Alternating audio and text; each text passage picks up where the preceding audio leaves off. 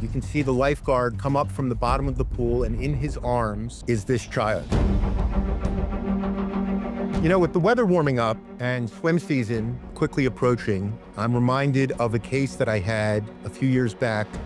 A young girl was swimming in a pool at an apartment complex. The water in the pool was very cloudy. You could not see to the bottom of the deep end. If you would have dipped your arm into the pool, your hand would have disappeared before your shoulder was in the water. That's how cloudy the water was. Her family recognized that she had gone missing. They brought this to the lifeguard's attention, and the lifeguard said, "I haven't seen her." And they thought maybe she had gone back to the apartment or maybe down the street to a convenience store to get a soda. Her clothing and her shoes were still at the pool. And now it's about 8 o'clock and they're closing the pool. There's literally no one left in the pool.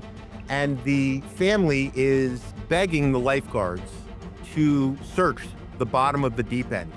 And the aunt of my client takes out her cell phone and begins to record.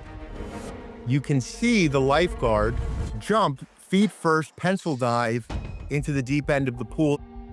3 or 4 seconds later, you can see the lifeguard come up from the bottom of the pool, and in his arms is this child. She had been at the bottom of the pool for hours at this point.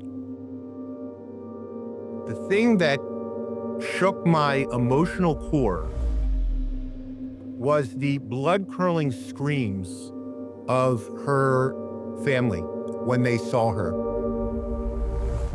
There are multiple lessons to be learned from that case, things that I think everyone should consider when they take their family, certainly when they take their young children to a pool. The first thing is, if you approach a pool, public pool certainly, and the water is so colored that you can't see to the bottom of it, that is not a pool that should be open. And you should alert the lifeguards and the management company that this needs to be fixed. Water being so cloudy that you can't see to the bottom is an emergency that requires not only the pool to be closed, but the county to be notified and an inspector to come out and recertify that the pool is safe to swim in before anyone is allowed back in. Another important thing is you can't only rely on the lifeguards. The lifeguards are certainly important, and the lifeguards can save you in the event you're having a swimming emergency.